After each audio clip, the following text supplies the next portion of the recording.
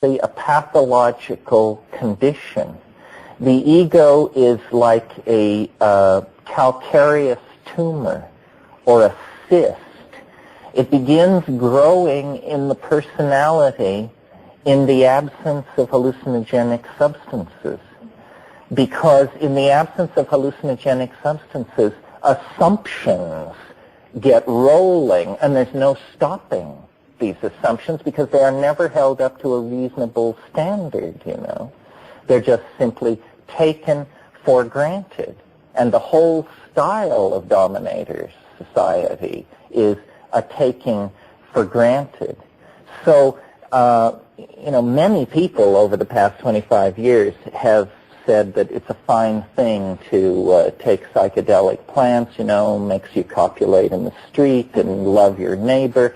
And I agree with all of that, but having been raised a good Catholic girl, I want to go further and create a compelling reason why this is correct. There was a kind of symbiosis. There was a flirtation with a kind of symbiosis in our early history as human beings.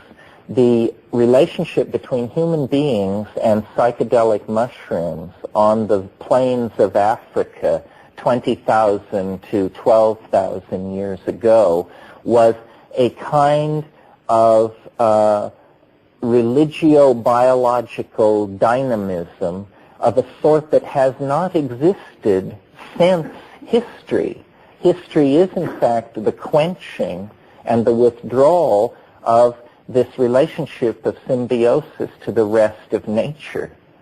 So what I will argue this weekend is that in our private, personal, small lives, we can create our own archaic revival by exploring shamanism, hallucinogenic plants. These are the technologies and the tools of prehistory. We can do that in our own lives, but also we are part of this larger, generalized societal phenomenon that is major. I mean, it is major, because what we're discovering is not a new way to measure the speed of light, not a new way to make war against our neighbors, but actually an entire aspect of reality that has been culturally blocked from our awareness, because we are embedded so deeply in the dominator style of language that we cannot even cognize this other reality unless we have recourse to some boundary-dissolving, neurophysiologically perturbing tool of some sort. And there are various, I mean, an excellent tool, and the way most people, at least in modern life, I think, come against the psychedelic experience is they nearly die. I mean, you know, you pull somebody out of a burning airplane or something, and they're immediately ready to talk turkey about what's real and what is not. They have no illusions. It's been shorn from them. But this is a very hit-and-miss method, because you lose half the people when you try to bring them through that way. So what is needed, you see, is a challenge. It needs to be put a little more strongly than a challenge. It has to be, you have to feel the actual bite of fear, because that is an indication that the existential mode in which you're operating in is real.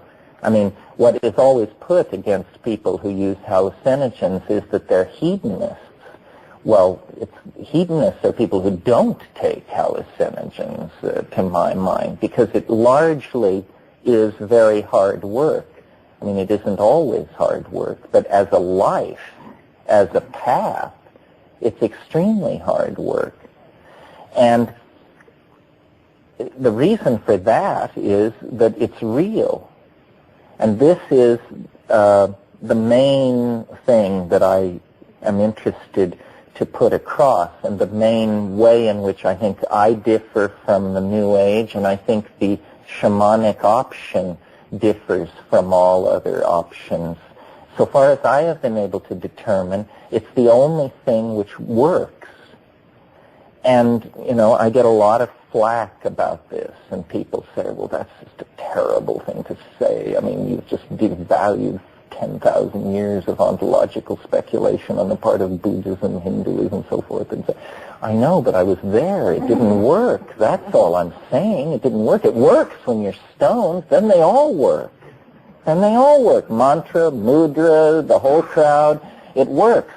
But it's as though, you know, you have to have a battery to run the car. And the spiritual machinery that we're given is the equivalent of a Maserati without any gas in the tank.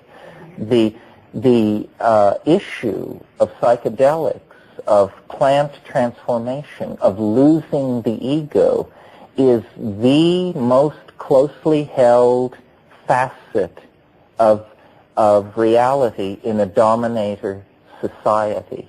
And what I will argue this weekend for you is that the ego, as we experience it as moderns, is actually a pathological condition. The ego is like a calcareous tumor or a cyst. It begins growing in the personality in the absence of hallucinogenic substances. Because in the absence of hallucinogenic substances, assumptions get rolling, and there's no stopping these assumptions because they are never held up to a reasonable standard, you know. They're just simply taken for granted. And the whole style of dominators society is a taking for granted. So, you know, many people over the past 25 years have said that it's a fine thing to take psychedelic plants, you know, makes you copulate in the street and love your neighbor. And I agree with all of that, but having been raised a good Catholic girl, I want to go further and create a compelling reason why this is correct, a compelling reason that doesn't rest on the needs of the individual, but actually addresses the needs of society. And I think what it is, and I won't say too much about it tonight, but the issue is ego, and how when there was this very tight symbiosis with vegetation, the ego could not arise, and there was a direct pipeline into something which we call the overmind, the logos, the gnosis, the goddess, a direct pipeline into a transcendental reality, which if it weren't for psychedelics, probably most of us could be convinced that this transcendental reality doesn't exist. I mean, except for people who take psychedelics, the only other people who contact these things on a regular basis are, well, a pathological is too strong a word, but they are definitely more delicately balanced than the rest of us. The big news about psychedelics is that they're democratic, you know, and it's not like summoning flying saucers where you go to the same cornfield on 8 successive nights and freeze your ass off and get nowhere. The thing to bear in mind is that this is on demand, you know. It is on demand. I mean, it's not 100% certain, but if it's 95% certain, this is big news. And what is it that is delivered on demand? Literally, the fulfillment and transcendence of our wildest dreams. Not the white light, not any of these cheerful hypothetizations of Eastern religion, but, you know, instead thousands of overdressed elves pounding their way into your inner sanctum and squeaking at you in languages that are not scripted on this planet. And what are we to make of such a thing? What are straight people to make of it? I mean, it's hard enough for heads to come to terms with this stuff. And I think we've dealt with it so far by just saying, well, heads are pathological people, and we do not have to listen to what they report, because anybody crazy enough to take one of these drugs on their own without expert psychiatric supervision can't be trusted anyway. Well, this is just nonsense. This is what is really going on is a continuing insistence on an expression of shamanic forms, that people will not let the world's oldest religion die. And it is more than drumming, fasting, humming, whistling, and all that. For my money, it centralizes on some kind of technique for creating a rupture of plane, an ecstatic experience, an inflow of information that is completely unexpected. I mean, to me, the world divides into two kinds of people. People who know that this is possible, and people who either don't know, or if it's suggested to them, deny it. Absolutely.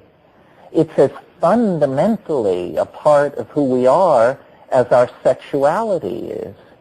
Now, the interesting thing about sexuality is that we can almost make the statement, no one escapes. I mean, when you're an 11-year-old boy or a 9-year-old boy, you may say girls are yucky and I'm never going to have anything to do with it. But life hormones have a way of channeling us inevitably toward these then boundary dissolving and shattering experiences where we seem to discover what people are for. So, my God, they're not just to drive me to school and take me to dance lesson. They're actually into this other thing. The psychedelic experience is optional. You can go from birth to the grave and never come near this, never have an inkling. And most people do. But that is not, to my mind, a proper use of the opportunity afforded by human existence. To my mind, the purpose of human existence is to try and figure out a way in, out, over, up, somewhere. In other words, we come out of an unguessable abyss. Who knows what it is, what we came from. And we go into death, about which we know practically nothing. We have a few cheerful stories to ease us on the way, but who would want to make bet on all of that? So what you have is suspended between eternities, a moment, 45, 55, 75 years, in which you can sit on your can, or you can subscribe to one of these prepackaged religions that gives you all the answers and probably sets you up for a lot of sexual repression. Or you can say, my God, I'm alive. Apparently, I've awakened in the control room of reality. And if I could just figure out what these buttons and levers are, I could, do something profound, interesting, worthy. Yes. Yeah, I have a question. Back in the late 60s and early 70s, I tried a variety of things, LSD, peyote, mescaline, and I've also worked with visualization and intuitive techniques for about 20 years. And I found the experience that I had using imagery and intuition was very much like the drug experience I had, and I wanted to ask the question of whether you think only drugs is the way to this, nirvana, or how you describe the state, or whether it's possible to also develop it as you see it from visualization and imagery, intuitive kind of techniques. Well, see, there's never been a fair discussion about the whole spectrum of mystical phenomenon. A person who goes to an ashram and controls diet and breath, and certainly they must attain some amount of spiritual satisfaction. And there must be many paths away from ordinary consciousness that lead to states of satisfaction of various sorts, either void states or states of great emotional empathy or states of great detachment. I mean, we can imagine each in our own way what these things would be. The thing to get clear about the psychedelic experience is that, first of all, it isn't at all clear that it is on that gradient of spiritual development. We don't say here exactly what it is. Not that, you're closer to God if you have it, or you're closer to the source if you have. All we're saying is there seems to be waking, sleeping, and one other thing which very few people know much about, which is this situation when these self-transforming elf machines, squealing mantras come and talk to you. It isn't a void state. It may not be a mystical state.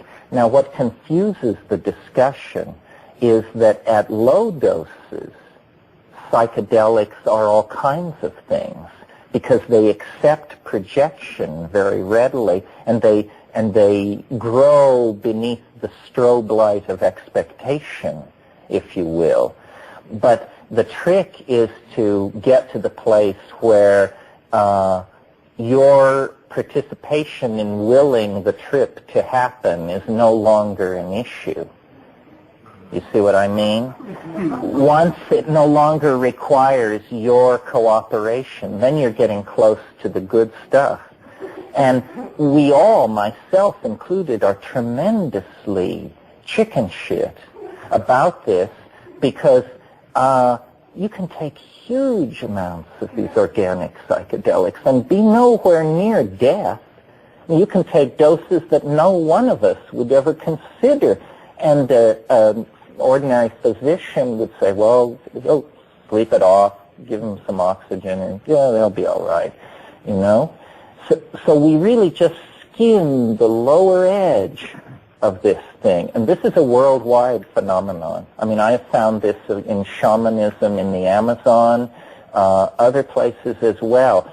The people are very cautious with the mystery, especially once they know how deep it can get. Because until you have had this experience where it's no longer you thinking strange thoughts or having unusual insights, it's that reality has dissolved, the carpet is speaking to you, you can't find your knees, and everything has come apart. This is very impressive. And inside this place, it isn't as you might imagine if you had a reductionist view of brain function. It is, and a lot of early psychedelic literature makes this mistake. They give you the idea that you're going to see beautiful patterns, drifting lights, clouds of transparent color. This is in the first 5 minutes as whatever it is begins to lock hold. That's called hypnagogia. That's not the trip. That's just your brain telling you that something is about to happen. When the thing really begins to happen, it completely transcends any kind of straight description of what is possible. And it's not a white light. It's not an undifferentiated void. It's much more like a place. It's much more like a place. There are entities in there. They are not made of flesh and blood. They're made of light and language, but they are alive. They come toward you. They're aware of you. You communicate with them. They offer trade goods in the form of ideas. This seems to be the currency of the other realm, is ideas. They're saying, what can you show me? Here's what we've got up today. And trade ideas.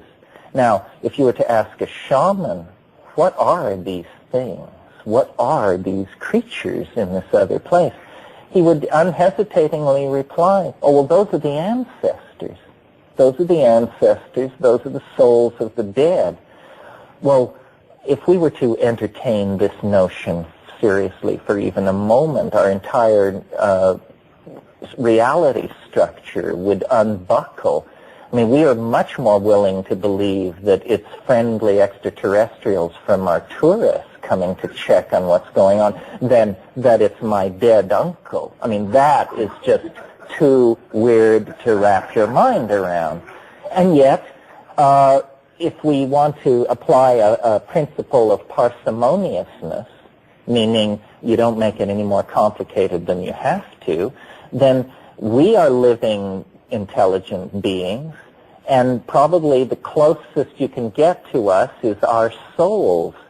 So before you go off looking for extraterrestrials or fairies, you might consider the possibility that the human being is organized in some way that actually persists after death.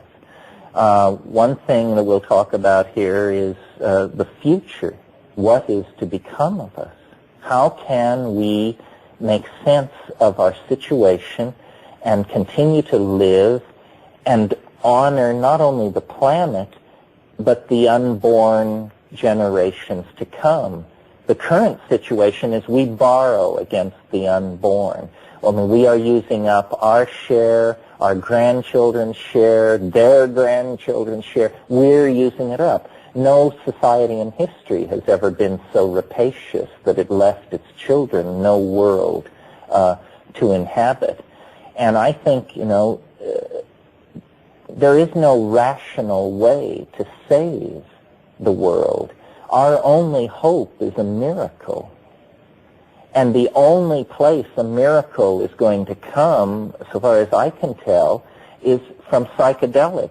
That's the only miracle in town. There aren't any others. These geishis, rishis, roshis, babajis, all these swamis, these people need guidance themselves. They're not leading us anywhere. But each of us, based on our own authenticity, can confirm the fact that, hey, there's a universe next door. It may be as big as this universe, or it may be as small as Rhode Island. We don't know yet because, we've never really been able to explore it. But this is what all the big excitement is about. Now, our culture, prodigal, dominator, male-conscious, war-making, so forth and so on, has fallen away from this awareness. And tomorrow will explain in excruciating detail how this happened. But basically what happened, I'll cut to the chase here tonight. What happened was they ran out of dope. And as soon as they ran out of dope, now what does this mean, they ran out of dope? It means that on the African veldt, it progressively became more and more dry. And as it became more and more dry, the mushrooms were less and less available to be the driving force in this ecstatic, orgiastic, ego-dissolving religion, which was the religious form of human social life at that time. As the climate became more dry, the mushrooms became more scarce. The ceremonies occurred less often. In some cases, they occurred only a couple of times a year. And in the meantime, everybody turned into less fully functioning members of society because ego, sense of property, my food, my women, my territory, this kind of thing began to get going.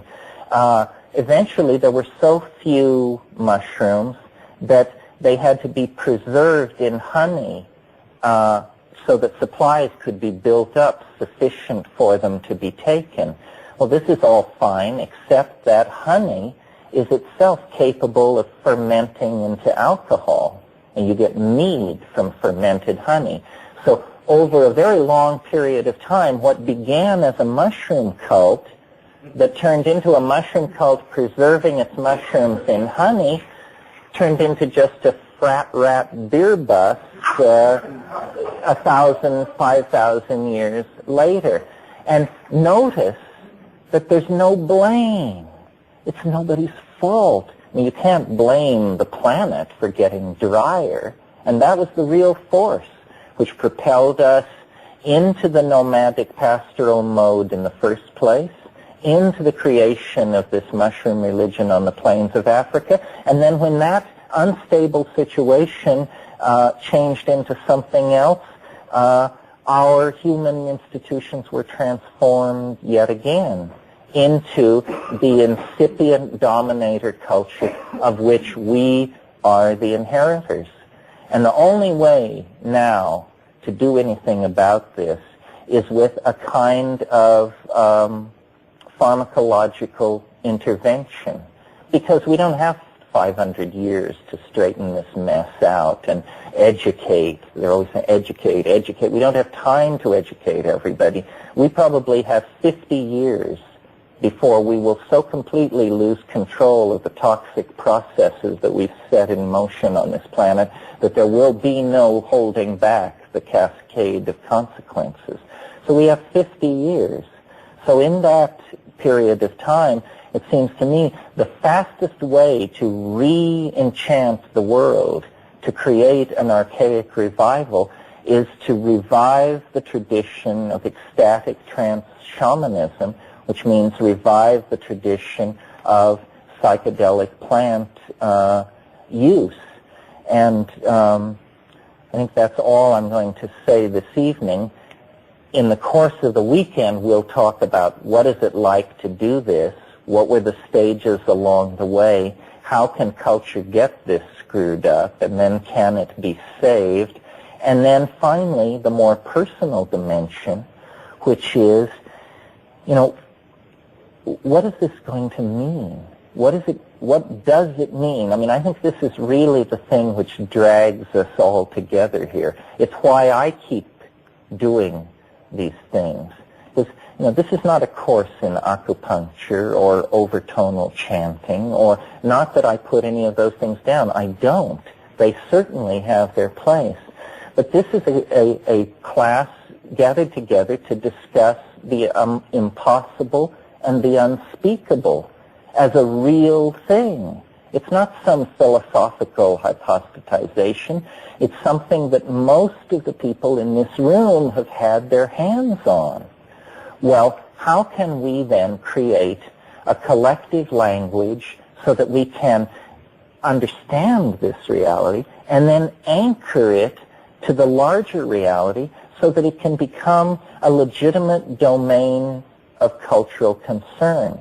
This is what I want to talk about this weekend, and to try and create within the group a sense that we are part of a change. Not that we're bringing back the 1960s. That's not it. It's that we're bringing back the 15th millennium before Christ. That's what we're shooting for. And everything leading up to this has been prelude. We are like the prodigal son. I'm sure you all know the story of the prodigal son. I don't, but the basic notion is he left the family, and the father grieved for him and kept him in his mind, and finally the prodigal son returned, and this reunified the family. The fall into history is a prodigal experience. We have now wandered for 10,000 years in the desert of male dominance, historicity, linear thinking, phonetic alphabets, bad advertising, you name it. And the only way that edifice of phenomena can be redeemed is if we bring the snake around and let it take its tail in its mouth. In other words, there was a reason for it. It was not simply a random walk into error. The reason for history was to empower us to then live shamanic ethics, no more as pitiful hunter-gatherer bands oppressed by disease and resource constraints within the environment. That isn't what we are now. Now we are, in a sense, the pinnacle of creation. We are the dominant species on this planet. Dominant in the sense that what we do matters. It's not what flatworms do that matters now. It's what we do. We send out ripples of perturbation that affect every organism on the planet. So in a sense, the healing of the planet, the saving of the planet, and the healing and saving of ourselves is obviously the same task. The third declension of that is it's a personal task. It's very easy to get up on a soapbox and exhort people and say, well, you know, you should be doing this, and those people over there have it all wrong. They should be doing that. But I really think the major political obligation upon all of us is to get more stoned, take larger hits, because then you find out, you know, who was it? I think it was Arthur Eddington who said, we must find out what is true in order to do what is right. How can you do what is right if you don't know what is true? Well, the task of finding out what is true means the exploration of the experience of being human. Our sexuality, obviously. Our ability to care for our parents and to care for our children, obviously. But then this other thing as well, this massive internal dimension in the mind that is as much a part of our human nature as any of the rest of us, and in fact, probably a dominant part. You know, years ago, these things were called consciousness expanding drugs. It was a good old phenomenological description. Consciousness expanding drugs. Well, if there is one iota of truth in the notion that these drugs expand consciousness, then we have to line up and take them, because consciousness is what we are starving for. It is the absence of consciousness that will shove this planet irrevocably into the abyss.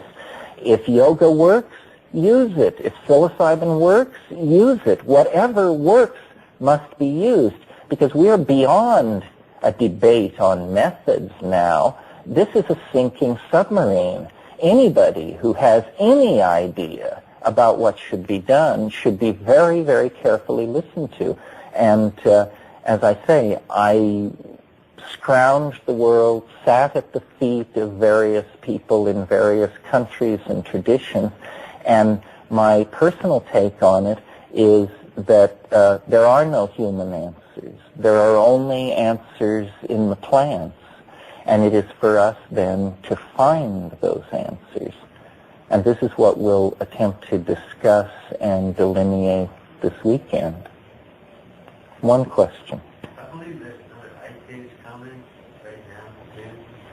And I wonder what you think it was like before the last second model and Well, there have been 5 or 6 ice ages in the last 125,000 years.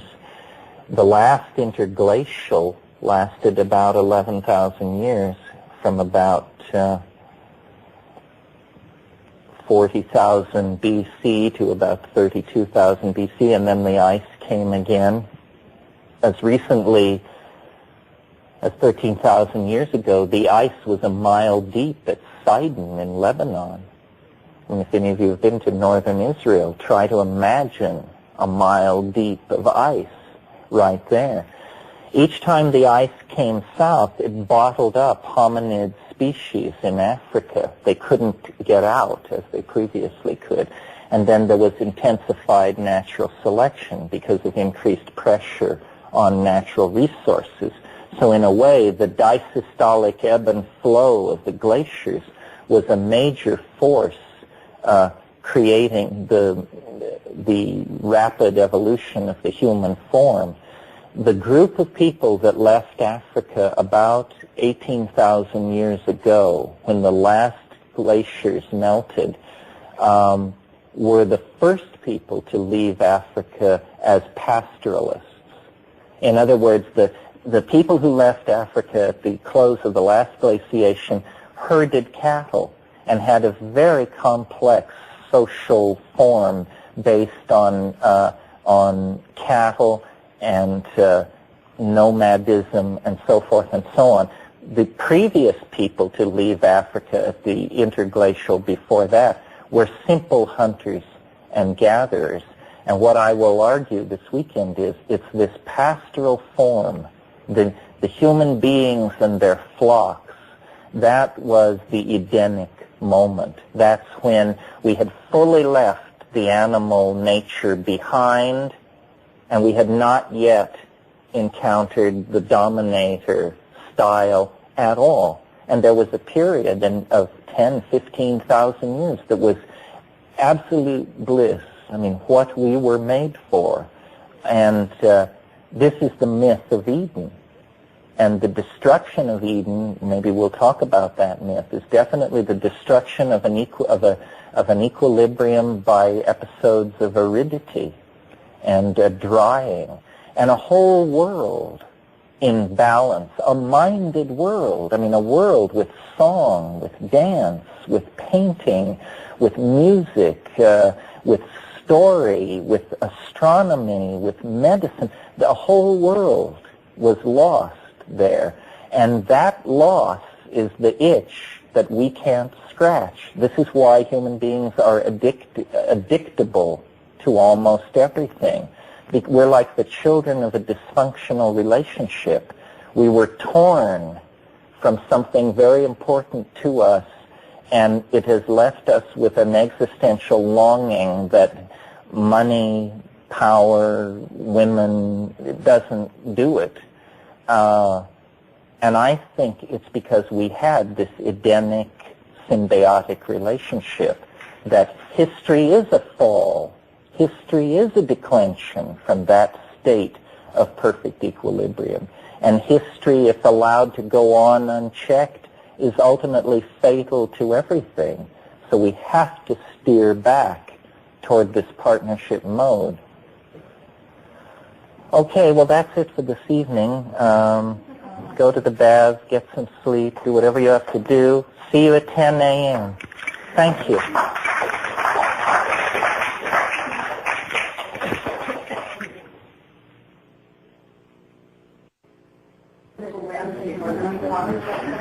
What is sold in there is a Xerox of it. There'll be a new edition in the late spring from Lyle Stewart. How about a map version of Some of our best people are working on it. It's really hard because all the code has to be rewritten. Timewave Zero was originally created in for the Apple IIe, 2C, 2GS line of machines, back when that's all there was. Like in the late 70s we started working on it. Now we have an MS-DOS version. Just in the past 6 months, it's become, or 3 months really, it's become available. I hate MS-DOS machines, but I think this is an amazing implementation of the software. If any of you have seen it, it's much better than the previous. And the Mac software will be even better when it comes around, hopefully sometime next year. The other thing that I handed around this morning, the beige newsletter, is the newsletter of Botanical Dimensions. Botanical Dimensions is a non-profit foundation that my partner Kat and I founded a few years ago, and she pretty much runs it these days. And what it is it's a plant rescue operation directed toward plants with a history of shamanic usage, psychoactives and medicinals. And what we do is we try to save these endangered species. Mostly our focus of concentration has been on the Amazon, and we take them to Hawaii, to a 20-acre botanical garden that we have. It's a plant rescue operation directed toward plants with a history of shamanic usage, psychoactives and medicinals. And what we do is we try to save these endangered species. Mostly our focus of concentration has been on the Amazon, and we take them to Hawaii, to a 20-acre botanical garden that we have on the Big Island. And there these things are just propagated toward the future day when research and experimentation will be legitimate and possible again. So I mention it because it's the real-world political anchoring of what I do anyway. Most of my stuff, especially in front of audiences, is pretty cerebral and tends to be abstract and general. But the practical matter is this matter of preserving these plants from destruction toward the day when they can be looked at. So if any of you are philanthropists or of the volunteer sort and you're interested in that, why, you can talk to me or you can write to the address. Okay. If anybody has any logistical problems with their room or their roommate or anything like that, provided you can bring the roommate with you, I will attempt to help you out. So see me afterwards if you have a problem like that needs to be ironed out. I'm supposed to be the guy who interfaces between you and the higher orders of reality here at Esalen. Okay. Well, I talked a little bit last night. I didn't really introduce myself, which I suppose I should. I'm pretty comfortable here, so I tend to assume that in some sense everybody knows everybody. But how I got to be doing what I'm doing was basically simply because I was so impressed with the psychedelic experience as I went along through life. I'm not sure whether I was set up for it or what, because before I ever heard of the psychedelic experience, I had a kind of an insatiable curiosity. And I think this is part of the psychedelic personality. As a kid, I was a rock and fossil collector. And I was a pretty weird kid. I wasn't big on big league, little league, and that sort of thing. I was usually off in the dry deserts around where I lived, digging for fossils and that sort of thing.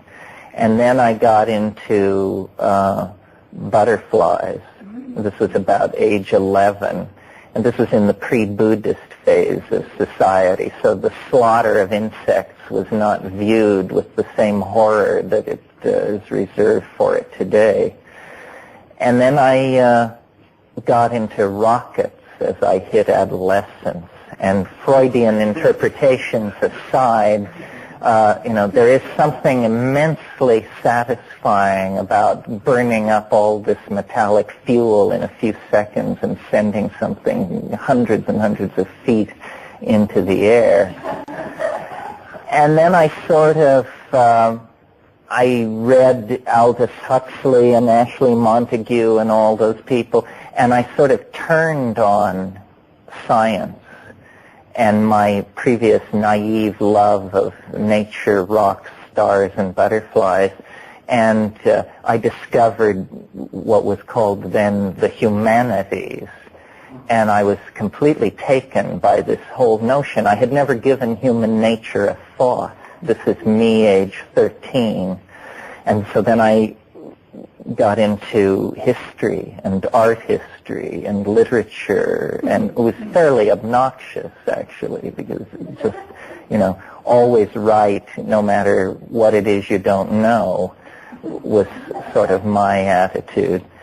And eventually this kind of insatiable curiosity, I think, will lead most people to this sort of triggered discovery, which is that most things in the world are hype. Most things in the world are oversold and under-deliver. But in my experience, sex, music, and psychedelics deliver. They are actually better than advertised. And this means this is the place to put the pressure and to check it out, see what's going on. And I was very fortunate just in my history. I went to the University of California at Berkeley in the fall of 1965, which meant that somehow this kid from this coal mining town in Colorado had been able to figure it out to the point where I was at ground zero of the cultural explosion of the 1960s. I remember my parents reading these horror stories about the University of California. They said, well, there are 40,000 students there. You'll be lost. You'll be a nameless atom in a sea of humanity. I said, that's right. That's the plan.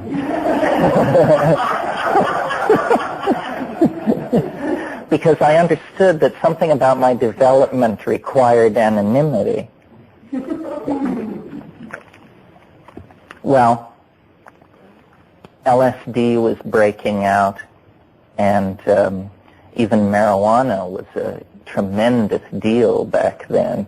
I mean, I can remember as a senior in high school starting to smoke pot, and it was very interesting, but the thing that came along with it that I had not expected was what I named back then the head ethic, and that there were these people called heads who were very weird, and they seemed to have an entirely different perspective on reality than everybody else. And at that time, it was more conspiratorial than being a communist or a homosexual or anything you can possibly imagine. I mean, you kept it under wraps.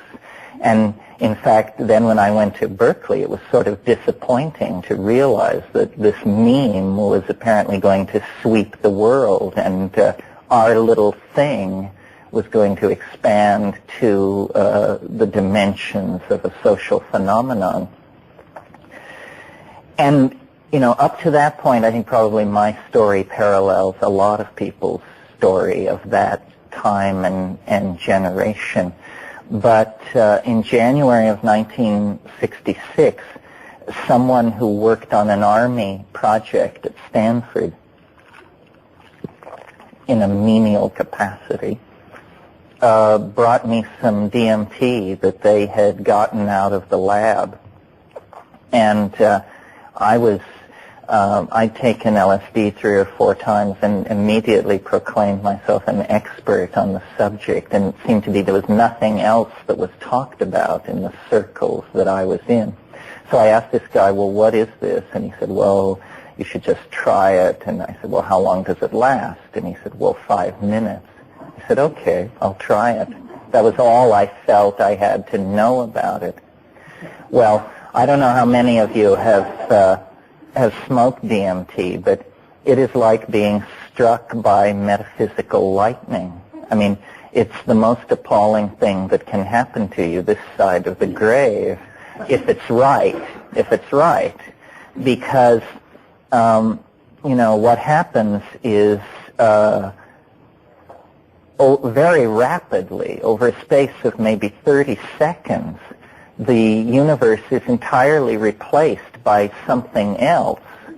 And the thing that's so astonishing about what replaces reality is it's utterly unexpected. It's the most astonishing thing you can imagine. In fact, what makes it so bizarre is it's more astonishing than you can imagine. It seems to slam through your capacity for amazement. Somebody once asked me, you know, is DMT dangerous? And the answer is only if there is a possibility of death by astonishment. And, hey, don't sell it short.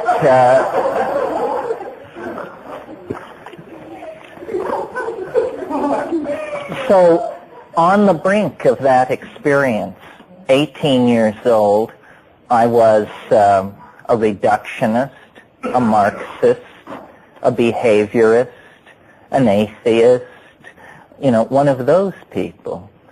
And 30 seconds after smoking this stuff, I encountered for the first time in my life the things I mentioned last night, the self-transforming elf machines, the sense of bursting into an underground space, a huge domed space, but somehow with the sense of great weight above it. And there in that space are these entities, which are not made of matter. They appear to be made on one level of light, on another level, a further level of analysis that took a number of exposures to this. They appear to be composed somehow of syntax. It's a life form made out of language. It's existing in another dimension. I mean, our sentences have subjects and objects. This was a subject, and it was producing objects, and there were many such subjects. These objects are like superbly machined Fabergé eggs, or the constructions of a mind that is both artist, jeweler, and engineer. And they show you these things very quickly, one after another. The amazement comes from the fact that in the contemplation of what you're being shown, you know in the back of your mind, the middle of your mind, the front of your mind, that what you're seeing is impossible, that there is something about it that if you could carry it into this world would unravel, that this level of beauty, perfection, enfolded intentionality is impossible in this world. And these syntactical beings are proffering for your inspection these objects. The objects themselves are somehow alive. They, in turn, through this condensed language of song, produce other objects. And the whole spectacle is one of, zaniness mixed with beauty, mixed with confusion. Most of the confusion coming from the precipient, because your mind is literally blown and struggling with major issues, such as, am I dead? Is this what's happened? What has happened? Something really catastrophic has happened. This is not how drugs perform. I mean, drugs push you one way and another way and make you loquacious and make you horny and make you this and make you that. This is not like a drug. It's as though a door has opened and you have been shoved through into a previously unsuspected domain. And when you search your physiognomy for signs of trouble, you don't find them. You find my breathing is normal, my heartbeat is normal, my pulse is normal. But what the hell is going on? Well, what is going on is that the visual input into the brain, whether your eyes are open or closed, has been taken over by a vision of another place. And we can imagine other places, alien worlds, Arctic worlds, jungle worlds, the interior of buildings, primitive, advanced, futuristic, but it all goes on within a context of three-dimensional space and time and linear language. This is stranger than that. This is literally another dimension where there are subjects and there are objects and there is a field and there is a ground, but more than that you can't really say. And after many, many exposures to this, and by many, many, I mean like a dozen or so, because, talk about a drug that is not abusable. I mean, anyone with any sense will have very little to do with this, even if they regard it as a lifetime obsession. I mean, this is not something you do on a daily basis, is what I'm saying. So after putting in a lot of thought about it, I realized that there was a way to map the situation in the DMT space. And what it is it's this. When you burst into that space, it seems like the most alien thing you have ever encountered. It is, in fact, the most alien thing you have ever encountered. It completely exceeds expectation. And yet, on another level, it is an effort on the part of something to come toward you from a great, great distance. And the map that seems most applicable to what it is it's a playpen. It's a receiving area. It's somebody very strange. It's their idea of what would make a human being feel comfortable and reassured. I saw Ralph Metzner on Thursday night, and he and Kathy have a wonderful new child, Sophia. And so there was Sophia lying in her bassinet, and suspended above her head were these shiny plastic objects in bright primary colors, which a series of geared mechanisms keep in motion. And so she's just lying there looking at this thing. That's what this DMT receiving area is for us. It's a place designed to accelerate our learning, reassure us, make us feel comfortable, and amuse us. And these things, which would shatter the sciences of Earth if they could be brought through from this other dimension, are the equivalent of rattles, spin-arounds, and colored blocks. I mean, they are the simplest objects imaginable in that other world.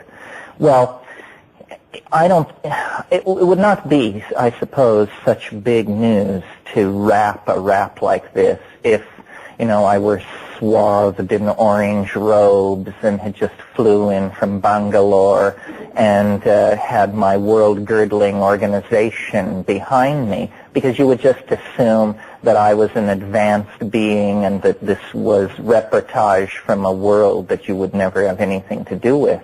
But the fact is, everyone in this room, or most people in this room, are capable of this experience.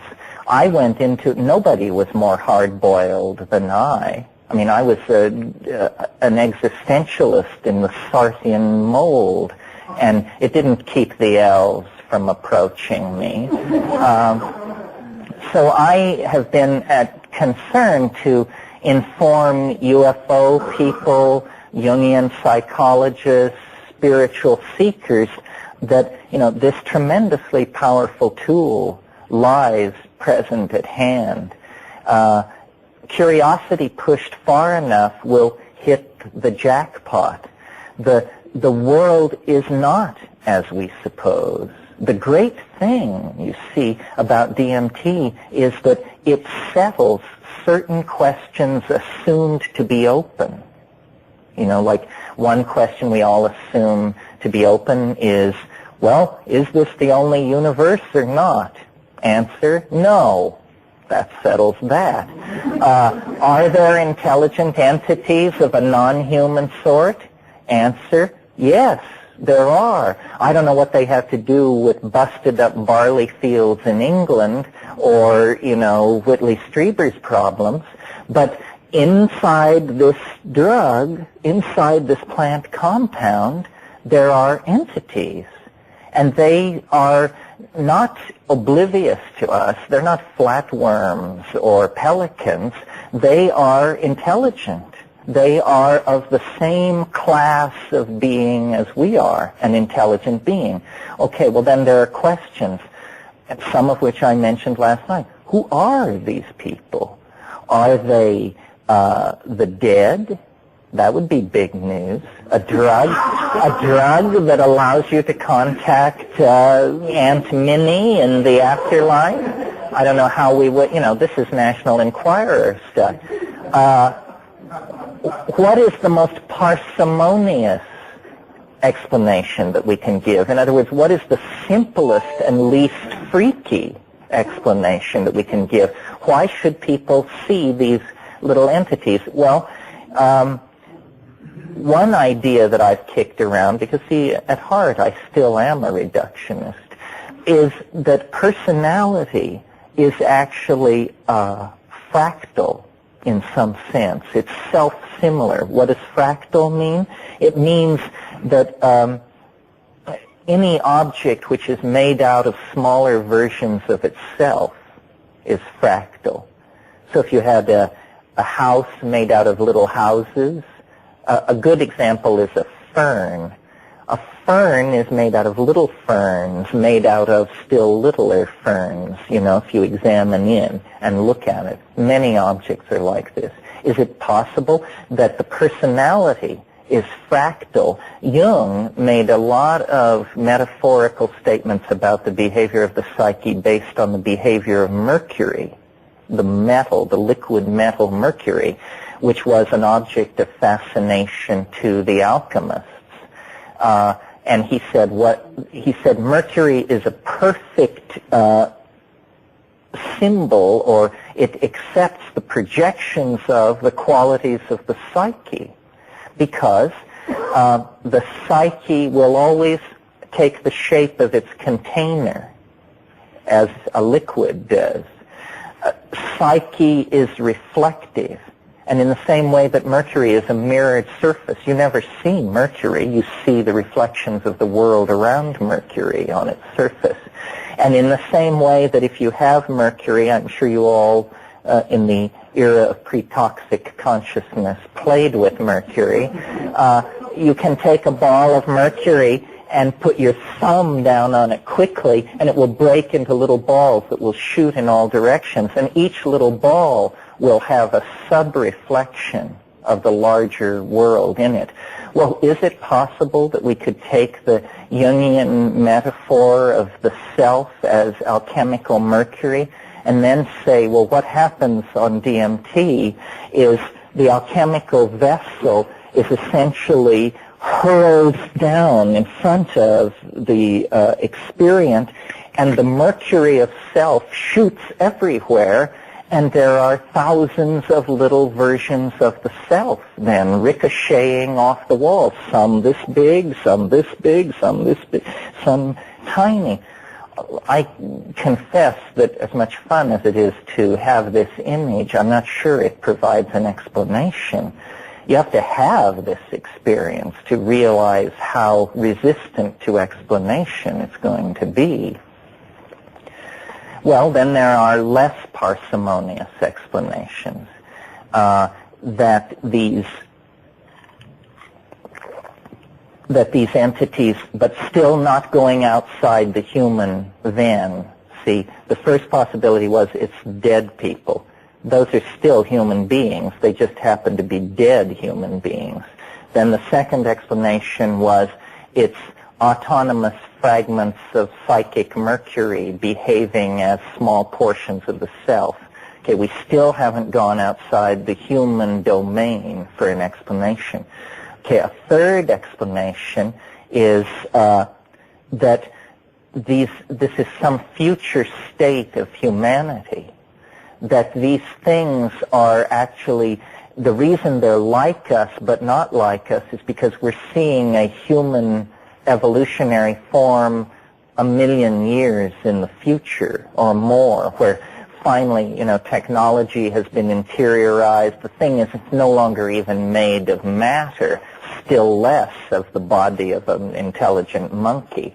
But nevertheless, it is somehow in our line, and we've just broken into the equivalent of a coaxial cable carrying time travel messages or something like that.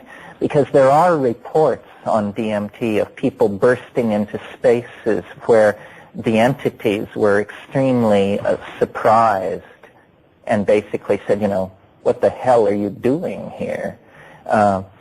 So is it that there is some kind of hyperdimensional matrix of communication that we dial in on, like primitives with a crystal radio who suddenly discover, that there's 250 UHF, VHF channels running around through every molecule?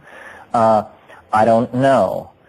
The other possibility then is a non-human explanation.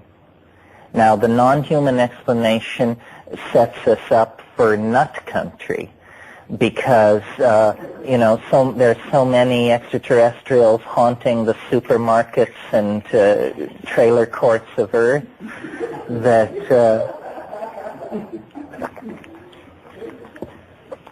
nevertheless, science has never really fairly dealt with the question of human origins and the presence of human beings in the ecology of this planet. There is no doubt that if you're looking for the fingerprint of alien intervention in the biosystem of this planet, the presence of human beings is the major contender. I mean, we are not simply another kind of monkey. And the most reductionist people, when they attempt to explain how you move from a hominoid ape to a human being, use phrases like confluence of mysterious forces, as yet unelucidated factors, so means they don't know. Missing links, they haven't the faintest idea. Here's a piece of data to chew over. The tripling of the human brain size in a period of 2 million years was the most rapid acceleration and transformation of an organ system of an animal in the history of the Earth. And this comes from this, that the tripling of the human brain size over 2 million years was the most rapid transformation of an animal organ in the whole history of evolution. And this comes from Edward O. Wilson, who, as you know, is the sociobiologist and the keeper of the flame of scientific rhetoric and purity. So, and he's pointing his finger at the problem for anybody trying to talk about the emergence of human beings out of the hominid apes. What drove this to happen so quickly and obviously along certain very channelized lines? I mean, not human beings, but advanced hominids had been chipping stone and wandering around in Africa for a very, very long time, and culture was dull. It was dull. And then suddenly, 100,000 years ago, something took hold. Was it language? Was it fire? What was it? Well, we don't know. And nobody on the straight side of things has any reasonable explanation. I think that the Promethean fire that was brought to human beings, that gave us a leg up on the rest of creation, was a relationship with these psychoactive plants. And this doesn't get rid of the mystery, this intensifies the mystery. You see, we now can analyze what happened on many, many levels.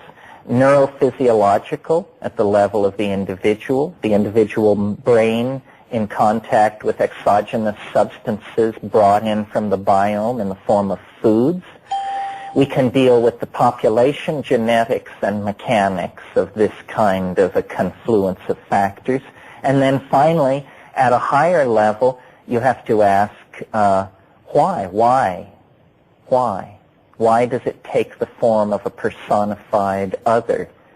Well, the scenario that I've created to explain all this is basically an evolutionary scenario. I mentioned some of it last night. The planet undergoes successive cycles of wetness and drying. 30 million years ago, longer than we've been talking about, Africa was heavily forested from top to bottom. The world was warmer, and it was a climaxed forest ecology. Then, and these ape forms and primate forms proliferated and had an arboreal style of life where they were fruit-eating, and they were social or gregarious, and they communicated through a very minimal language of signals. And they had binocular vision because they were insectivores. So they had the capacity to coordinate space very well because of living in the canopy environment. Under pressure of drying, the rainforest environment began to shrink. And when it did, these organisms, these animals, made their way into the grassland. And there they had to compete with other large mammals, ungulate mammals, that were evolving there. Binocular vision was accelerated or really set in place. It wasn't so much in these early primates. There was the precondition for it. But for some reason, the eyes moved around the head. And the theory now is that bipedalism was basically an adaptation that allowed carrying. It was for carrying. It was because the style of these apes was to have a campsite. They carried nutrition back to a central site. And this gave them a leg up on competing hominids that were not able to take this erect position and free the hands. Well, this is the point. On the grasslands, in the presence of these ungulate animals, now bipedal, now binocular, this is the place where these mysterious, unelucidated factors raise their head, because it's right there that begins the cascade and the explosion of brain size. Well, what I would suggest that it was, and it has to do with a sort of larger revisioning of the theory of evolution, evolutionary biologists have never looked at the impact of diet on human emergence. If you have an animal, most animals eat one or two forms of food. This is something that animals tend to do. They channelize their food choices to a very few numbers of foods. This is because mutagenic influence of foods can be held down if you eat only a few things. You devise specialized enzyme systems to deal with exotic sugars or terpenes or whatever may be in your food choice. And so you establish a kind of steady state with the environment. Now, if there is pressure on diet, so that there is pressure to experiment with expanding food choices, then there is going to be a higher incidence of mutation, because inevitably these animals are going to eat marginally toxic foods with alkaloids and potential mutagens in them. So, and the shift from fruit eating to omnivorous lifestyle that occurred in this grassland environment is indicative of a tremendous pressure to expand diet. Well, now the plot thickens, because present in the grassland, in the manure of these evolving ungulate animals, primitive forms of cattle and so forth, was a mushroom. A coprophytic mushroom means a dung-loving mushroom. If not Stropharia cubensis, then probably it's conspecific species. Well, what happens when you include psilocybin into the diet as a dietary item? First of all, it would be very noticeable in the grassland environment. I mean, I've seen these mushrooms the size of dinner plates, and it's golden and it's tinged with violet, and it's quite an object. In Kenya, I observed baboons flipping over cow pies, looking for grubs. So cow pies are an object of primate interest because they tend to be a vector for immature insect forms. So, in other words, everything is in place for this monkey to come upon this mushroom, or this Manet hominid to come upon this mushroom. Okay, when that happens, there's a three-stage process that comes into play that I think is the key to understanding human emergence here. The first thing that happens when you take very small amounts of psilocybin, amounts so small that you might not even notice it, is an increase in visual acuity. You actually obtain slightly better eyesight. This has been documented in experiments that Roland Fisher did.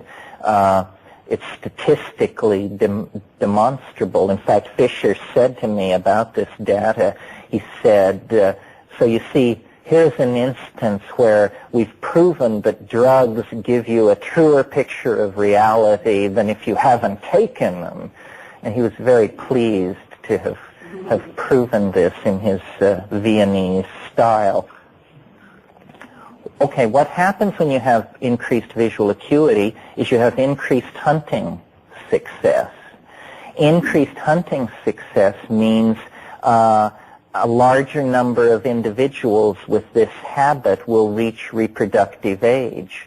It means there will be an outbreeding of those organisms that don't accept this visual enhancing chemical into the diet.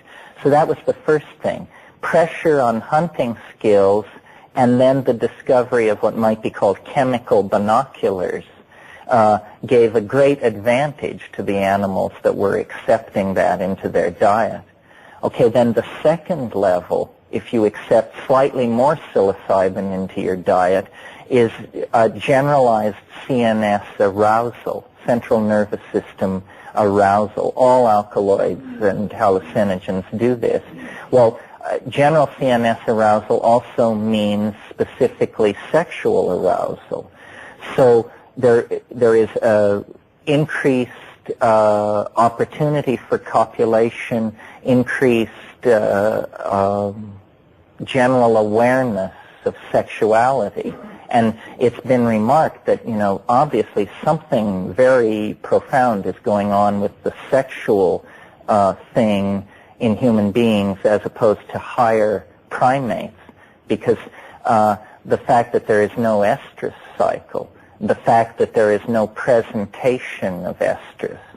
The female of other primates, her rear end turns red, and this is a very strong social signal about where she is in her sexual cycle, and monkey politics is very heavily regulated by this. We don't do this. You can't tell whether a woman is fertile or not by looking at her, and much ink has been spilled about how this feeds in to pair bonding and to the psychology of males and so forth in human beings. But obviously something switched us onto another line of development. And I don't want to imply that only hallucinogens are at work in this evolutionary mix. One of the most prominent features of Homo sapien human beings is what's called neoteny. Neoteny is the retention of infantile characteristics into adulthood. Infantile characteristics which we maintain into adulthood are, for example, our general body hairlessness.